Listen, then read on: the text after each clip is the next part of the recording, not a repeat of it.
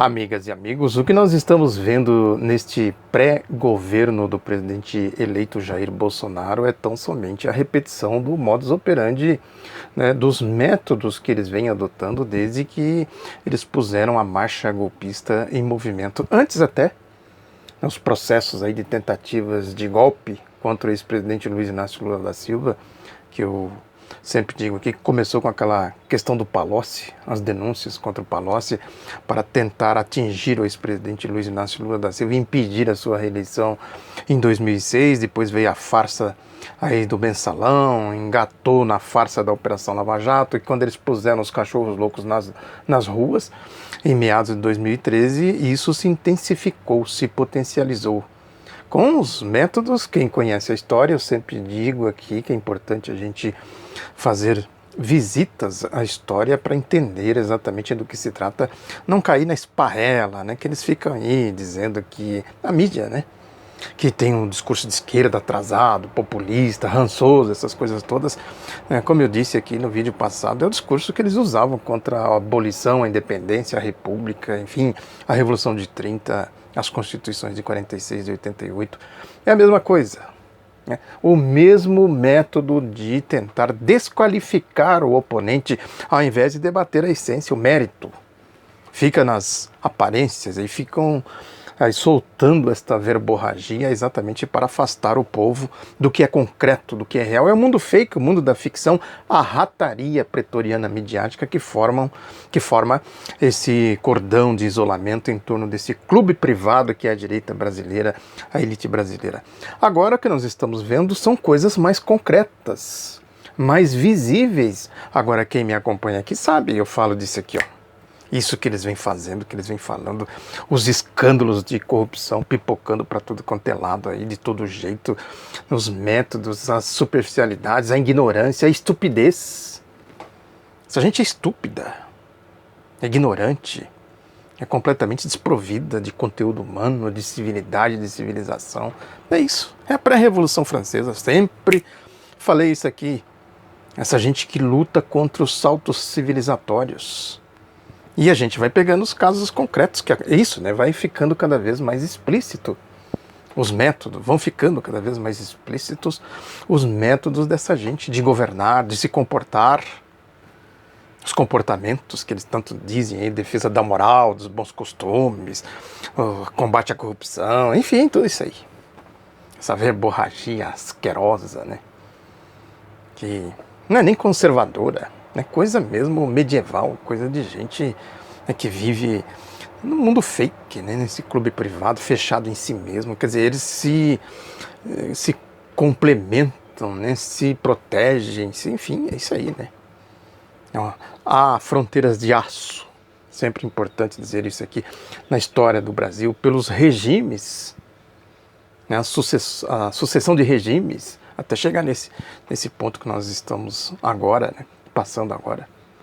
Tem aí o Sérgio Moro, por exemplo, fez aí uma declaração no terceiro seminário Caminhos contra a Corrupção.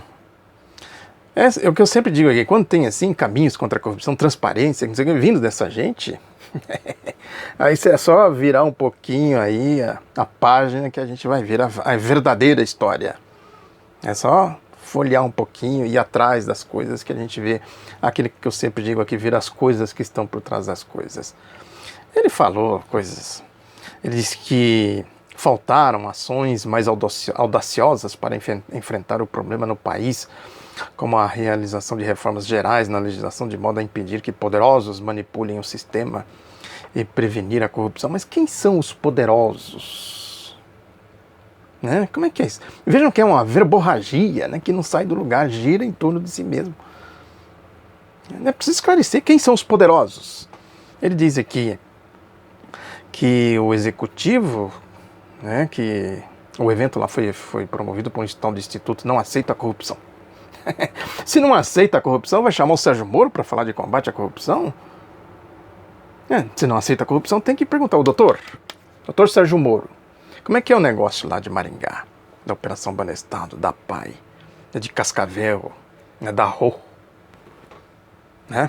Ela foi lá, deu entrevista na revista Veja, montou um escritório de representação de, acho que é correspondência que chama, um escritório de correspondência, é como se fosse um correspondente, né, dos escritórios de Curitiba para representar lá em Cascavel. E ela mesma disse que ganhava um salário mínimo por dia.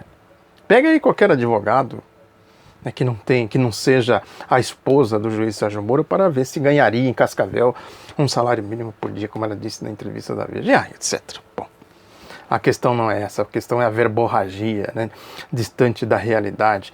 E aí ele diz aqui que o tema do seminário é o futuro da Lava Jato e do controle da corrupção no Brasil. E o passado? E o Caixa 2? Né, as questões todas aí varridas para debaixo do tapete. A questão aí do COAF. O Sérgio Moro não mandou o COAF investigar o Lula, não sei o quê. Qual foi o resultado da investigação do COAF? Bom, enfim, eu já vou falar dessa história aí do COAF. A questão é que ele diz lá, pelas tantas, que o Executivo e o Legislativo não tomaram as providências necessárias para combater a corrupção, ao contrário do Poder Judiciário. Olha o que eu sempre digo aqui, a instituição de um poder dentro do Poder Judiciário. Um poder que não tem nada a ver com o Poder Judiciário.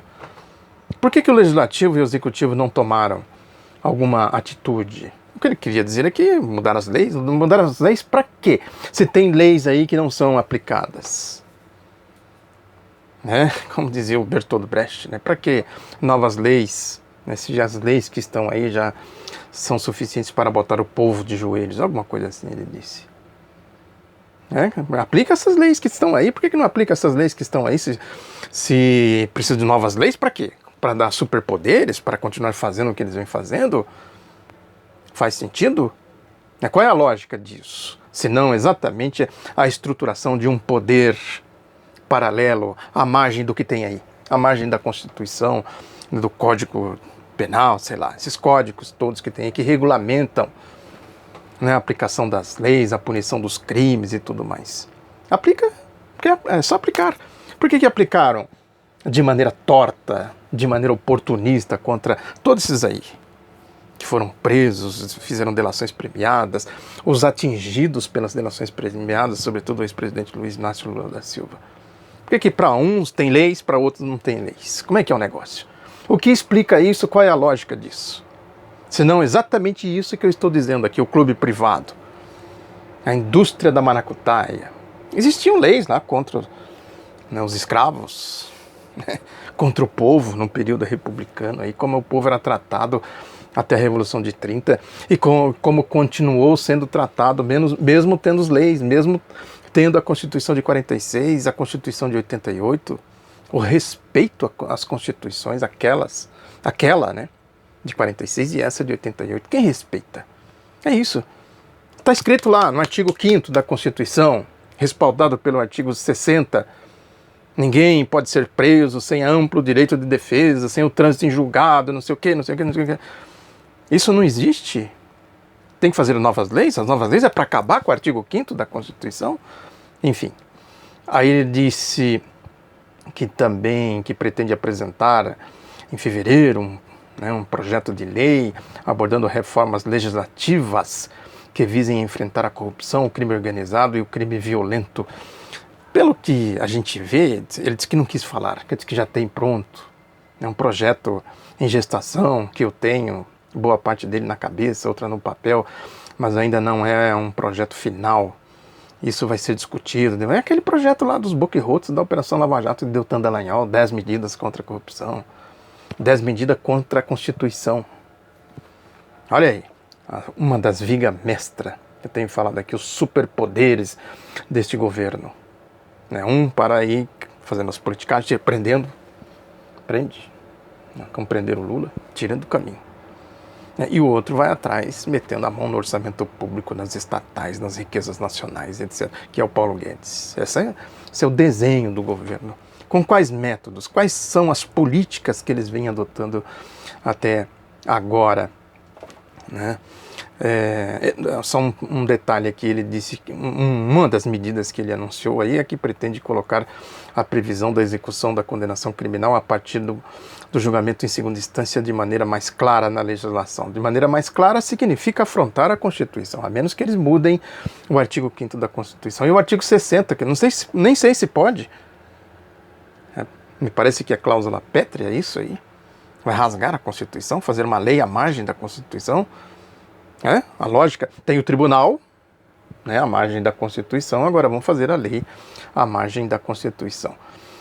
Mas é isso, a questão do COAF, que eu comecei a dizer aqui, quer dizer, Conselho de Controle de Administração Financeira, tem aqui um detalhe que o COAF revelou que a maior parte dos depósitos, em espécie a Fabrício José Carlos de Queiroz, o motorista lá, ex-assessor do Flávio Bolsonaro, filho do Bolsonaro, né, coincidem com as datas de pagamentos na LERJ. Aí mais uma evidência de Caixa 2.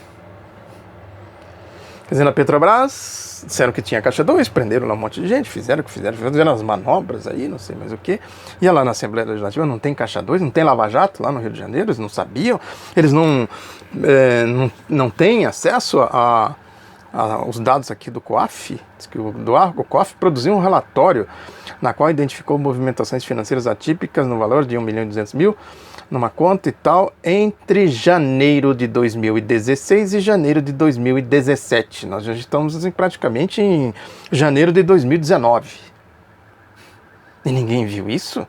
Cadê os diligentes, promotores, procuradores, não sei mais o que, juízes, etc, etc. Cadê? Foram atrás das contas, acharam alguma coisa? Um COAF, COAF achou alguma coisa? Conta do Lula no exterior, movimentação bancária, não sei o que, não sei mais o que.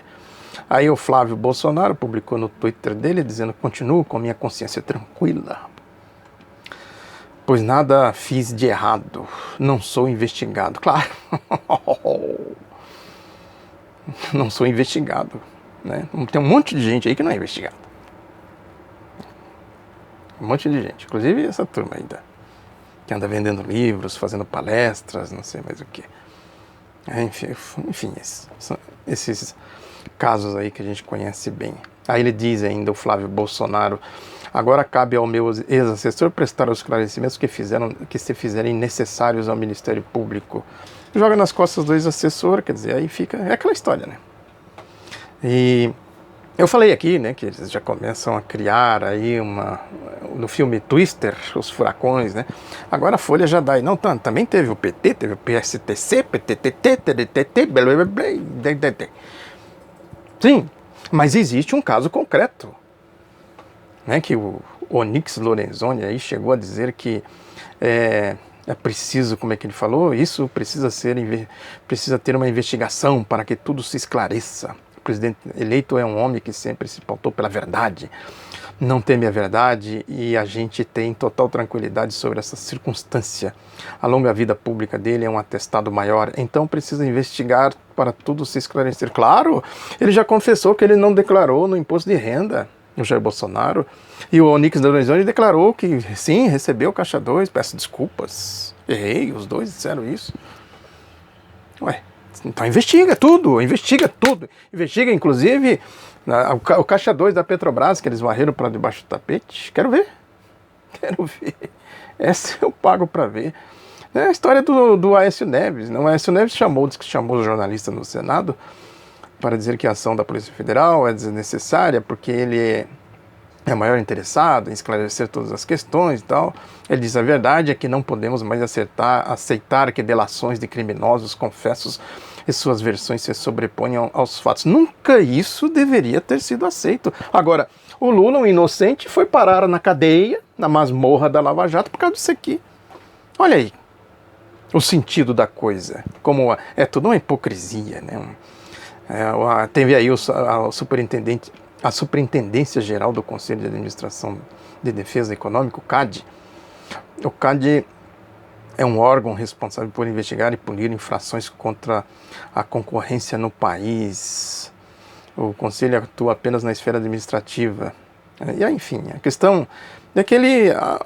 tem aqui, isso aqui é corrupção. O que ele identificou? Ele pediu a condenação de 16 empresas e 52 pessoas físicas por formação de cartel em licitações de trens do metrô de São Paulo. Eu sempre disse aqui que há rumores de que os valores que os boquirrotos da Lava Jato apresentam sobre a Petrobras é dinheiro de cafezinho, de pinga, moedinhas, perto do escândalo do metrô de São Paulo. Aí agora o CAD dá aqui números, que o CAD diz aqui que a investigação concluiu que as empresas montaram um grande conluio entre 98 e 2013. O cartel afetou pelo menos 27 licitações de 11 projetos de metrô. O principal é aqui de São Paulo, dos tucanos aqui. 8 no estado de São Paulo, que concluíram a construção, que incluem a construção, extensão e reformas de linhas e compra de manutenção de trens. A estimativa do CAD é de que os contratos fraudados somem, prestem atenção no valor, 9,4 bilhões de reais. A Lava Jato se vangloriam aí de ter recuperado 800, não sei quantos, e assim, ainda assim uma parte, eu não vou pagar não, pendura e põe na conta do Abreu, se ele não pagar nem eu. Vão, recorra à justiça, me cobrem na justiça. Só o escândalo aí do Bolsonaro já supera toda a história da Lava Jato, toda. São flagrantes, né? As coisas são muito evidentes de manipulação e tal. É isso, é um conluio, é um processo que se formou aí. O Conselho Nacional de Justiça, o CNJ, por exemplo, diz que não há normalidade, essa história aí do Sérgio Moro, né, que desrespeitou a decisão do TRF4, aquela história que o juiz Rogério Favretto mandou soltar o Lula, e Moro e o compadre dele, o Gebra Neto, entrou aí naqueles atropelos em pleno domingo, aquela história escabrosa. Aí o conselho disse, não, ele não cometeu, né? Manda arquivar aí. Né? A decisão foi preferida pelo Corregedor Nacional de Justiça, ministro Humberto Martins. O magistrado entendeu que nenhum dos juízes envolvidos praticou algum desvio de conduta.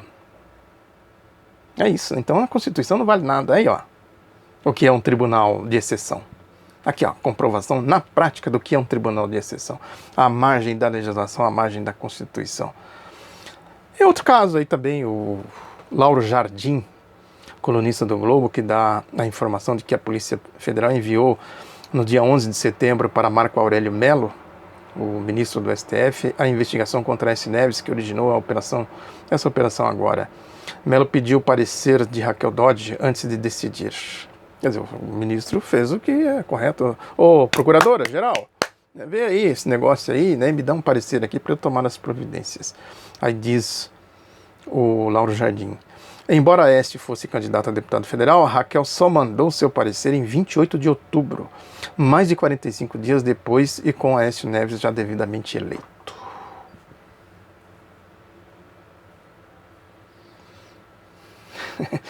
Dispensa comentários, né? Dispensa comentários. A mesma lógica está aí nas alegações finais dos boquirrotos da Operação Lava Jato, nesse caso do sítio de Atibaia e do Lula, né, pedindo mais uma condenação do Lula. Eu fiz um artigo, né, o sítio que virou montanha, porque tem um filme, A Montanha dos Sete Abutres, como um repórter trapaceiro transformou uma tragédia numa mina e tal, e ficou a partir dali fazendo uma novela e tal, e vendendo jornal, etc, etc. A mesma coisa que eles fazem com o sítio de Atibaia, é o sítio que virou montanha. Quer dizer, o que tem nessa montanha, o que tem nesse sítio de concreto? Aí eles vão dizendo aqui, né? Vamos ver qual é a acusação. Diz que há farta prova documental de que o ex-presidente Luiz Inácio Lula da Silva era o proprietário, de fato, e possuidor do sítio. É um documento de 366 páginas, subscrito por 12 procuradores da República, que integram lá a força-tarefa da Operação Lava Jato. Aí eles dizem, os variados elementos de prova comprovam que Lula atuava como proprietário de fato e possuidor do sítio, e nessa condição Fernando Bittar, que é o dono do sítio, autorizou e se envolveu na realização de obras ocultas e escondidas para Lula, realizadas no sítio por Bunlai, Odebrecht, Oeste, aquela história. Já tem um monte aí de depoimentos que explica isso, né? Cabe a eles investigar por que a Oeste fez, por que a Odebrecht fez. Alguém foi investigar a Oeste, levantar as documentações, os fatos concretos e tal. Aí tal circunstância, empréstimo da propriedade por Fernando Bittar, a Lula e Marisa poderiam usar né, como lhe aprovessem, confirma a denúncia de que, sem prejuízo de Fernando Bittar exercer os atributos da propriedade, entre eles usar e gozar, Lula e Marisa Letícia atuavam e utilizavam o local também como proprietários, ou seja, portavam-se como proprietários de fato e possuidores do sítio de Atibaia. Isso já foi devidamente esclarecido, isso já foi repetido, é tão óbvio, tão evidente, é tão claro como o sol do meio-dia. Não, tão explicado isso que chega a ser assintoso a alegação deles aqui. O Jacob Bittar conhece o Lula desde que eles atuavam lá no ABC, antes de começar o movimento sindical e tudo mais. O Jacob Bittar, os filhos foram criados e se tratam como tios, tias e não sei mais o que. É assim que eles se comportam. Quando o Lula foi diagnosticado com câncer na laringe, ele disse, fica aqui no sítio, né, para a sua recuperação, repouso e não sei mais o que. O sítio está à disposição de vocês. Isso foi falado, explicado, não sei o que. Agora que ele vem com essa ladainha. Aí diz aqui ainda eles, estamos diante de um dos maiores casos de corrupção já revelados no país. Os números que eles apresentam aí, 120 mil aqui, até agora só apresentaram isso, 150 mil, 100 não sei o que, não chega a 200 mil. Somando tudo, dizem eles que passa de R$1 milhão, mas não chega a 1.200.000 aqui do escândalo do clã Bolsonaro. Agora, vamos aqui continuando a ladainha. Se queremos ter um país livre de corrupção, esse deve ser um crime de alto risco e firme punição, o que depende de uma atuação consistente do Poder Judiciário nesse sentido, afastando a timidez judiciária na aplicação das penas quando julgados casos que merecem punição significativa, como este ora analisado. Olha aí, essas frases grandiloquentes, né? Hiperbólicas. Isso é mera propaganda, né? De concreto, de real, o que tem? Aí eles dizem aqui, as provas documentais da Lava Jato contra Lula e tal, né? Aqui diz, reiterado e frequente número de vezes que Lula e sua família compareceram ao sítio de Atibaia, a partir dos dados fornecidos pela praça de pedágio e diárias pagas pela administração federal aos seguranças de Lula em razão do deslocamento para Atibaia. Lula é ex-presidente, tem segurança e tal. A prova deles é que o Lula passou nos pedágios lá. Então, essa é a prova. Cá para nós, né? É o caso de dar uma sonora gargalhada. É uma incompetência, é uma sordidez, né, de causar indignação. Depois vem diversos e-mails do Instituto Lula que comprovam a utilização e o gozo do sítio de Atibaia por parte da família, fazendo-se menções a plano de câmera de segurança do sítio de Atibaia com referência à casa tal do PR, deve ser do proprietário, quer dizer, não sei o que é PR, presidente da República, a casa do presidente da República, é que eles põem sigla, nem por extenso eles têm o capricho de fazer, né, põe aqui a sigla, PR. Agora, eles queriam que o ex-presidente fosse lá e, né, não pode instalar um sistema de... Ele ia passar lá a sua convalescência, a sua recuperação e tal.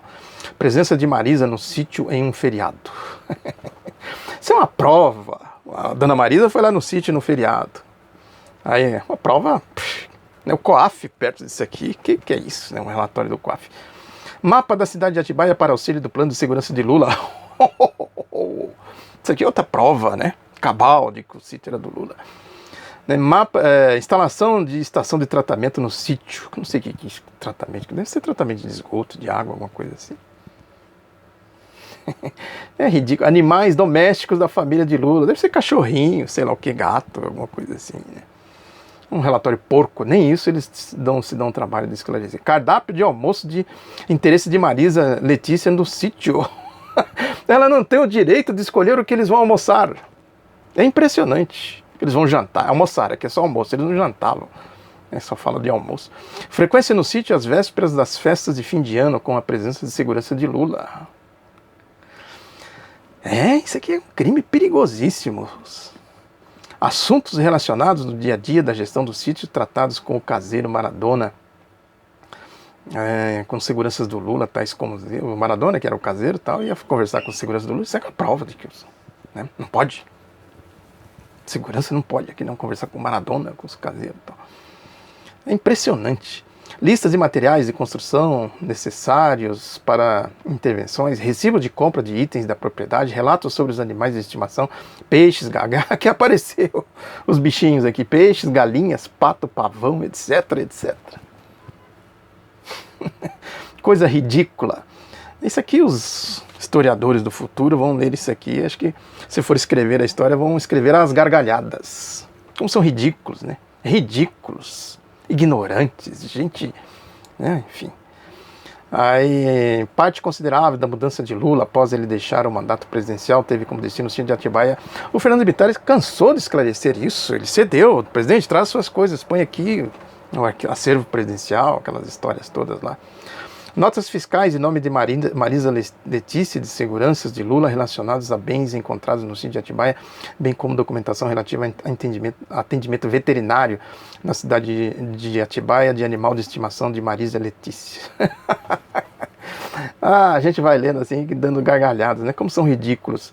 Recibos e documentos relacionados às obras efetuadas por José Carlos Bunlai e Odebrecht em benefício de Lula, apreendidos na residência desse. É importante lembrar que o apartamento dele foi invadido naquele sequestro do Sérgio Moro, né? Além do mais, precisa mostrar, a defesa do Lula tem rasuras, tem documento apócrifo, tem que fazer perícia. Cadê as perícias? Mostrem as perícias. Vocês fizeram perícias?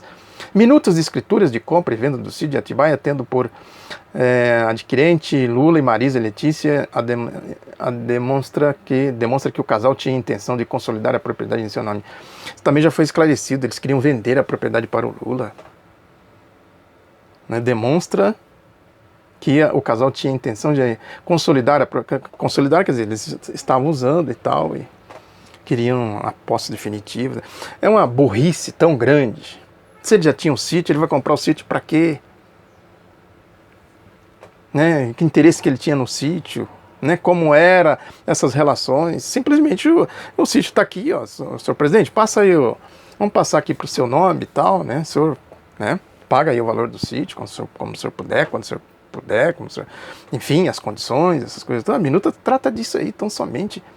A gente não tem condição de vir aqui e tal, o sítio já está com vocês. O Fernando Bittar cansou de falar isso. O Jacob Bittar está com Alzheimer, né? O Lula levou ele para Brasília para ficar lá com eles, para cuidar dele e tudo mais. Eles retribuíram, oferecendo o sítio para ele ficar. É uma burrice acreditar nisso. A defesa do Lula mesmo fala aqui, né,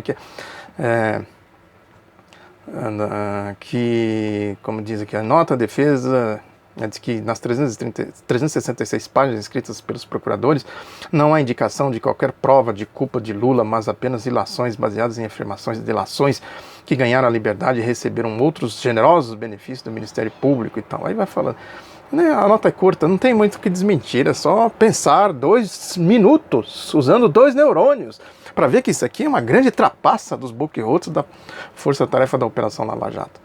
É isso. A Folha de São Paulo, né, procura também fazer uma certa manobra para dizer, não, precisa apurar essas coisas todas, apurar Bolsonaro, apurar Lula, apurar todo mundo e tal.